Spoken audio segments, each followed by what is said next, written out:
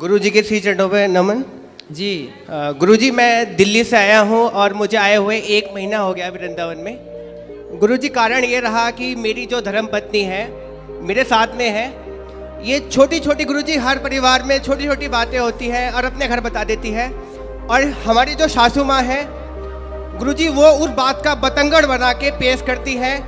और जब बात होती है मैं इससे कहता हूँ कि कम बात कर, लेकिन मेरे पीठ पीछे ये बात कर लेती है। और जैसी ही बात होती है गुरुजी, बात का बतंगड़ बन जाता है। और गुरुजी, बात का बतंगड़ ऐसा बना कि एक दिन मेरे ससुराल पक्ष से पूरे के पूरे गुंडे लोग आए और गुरुजी मेरे घर में टीवी तोड़ गए, मुझे पीट गए। और गुरुजी मेरे सिस्टर के बारे में अनाप शनाप बक के गए, मेरी फैमिलीज के बारे में अनाप शनाप बक के गए। गुरुजी, मेरे पापा आर्मी से रिटायर्ड हैं, समाज में उनकी बहुत प्रतिष्ठा है, बहुत नाम है। गुरुजी, मेरी सारी इज्जत, मेरे पिताजी की इज्जत गुरुजी पानी में मिल गई। मैंने दिल्ली छोड़ दी और मैं कभी गुरुजी दिल्ली में अपनी शक्ल नहीं दिखा सकता। मैं पेशे से योग शिक्षक हूँ।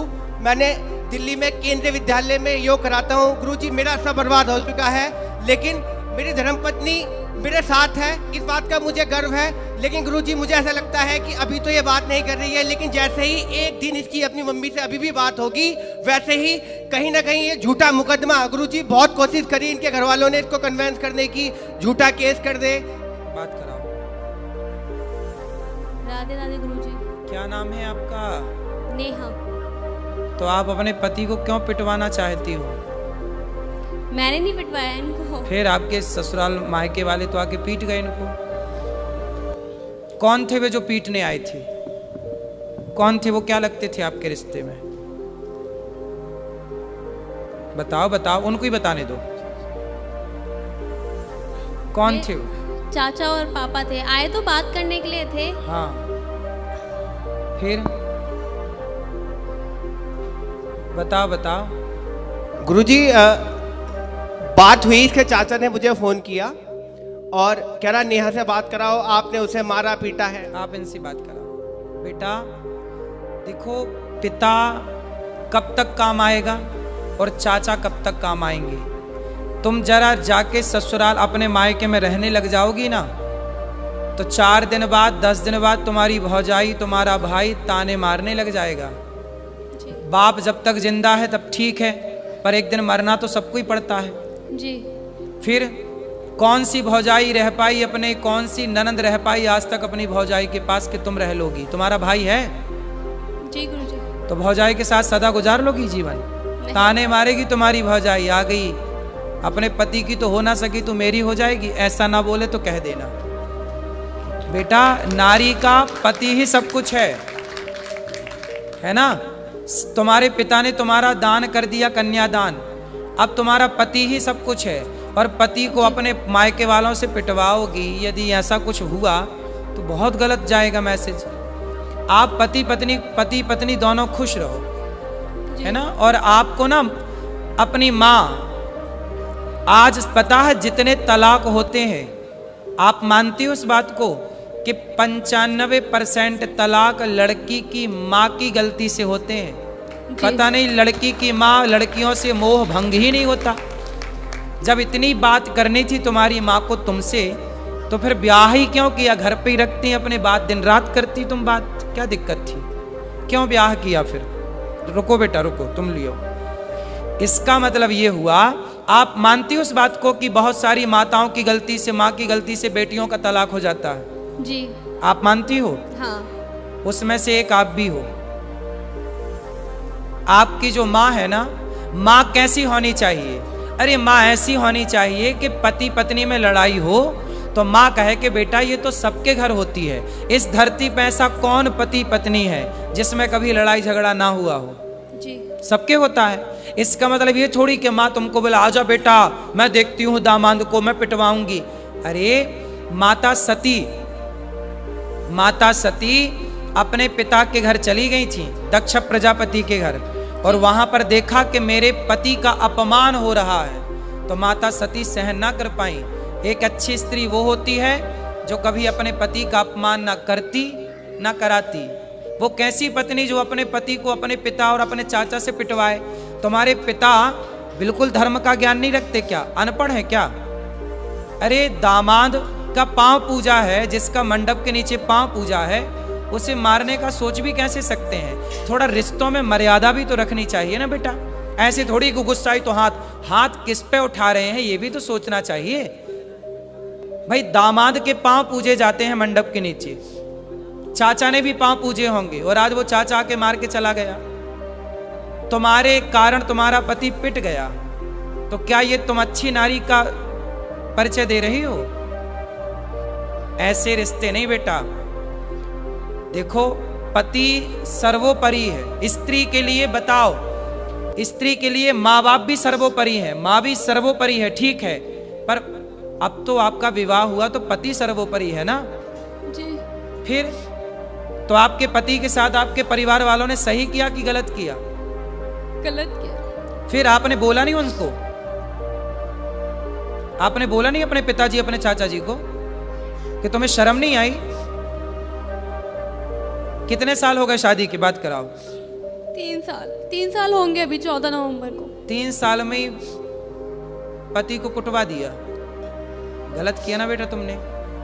ऐसे समझा दो अपने पिता को और अपने चाचा को, बोले ये जो तुम्हारी ताकत हमारे पति को मारने के लिए लग रही है ना, ये दीन दुखी की सेवा में लगाओ, कुछ दीन दुखी को भोजन पानी कराओ, ताकत है। रावण जैसों की लंका जल गई बेटा, ताकत घमंड तो रावण का नहीं चला।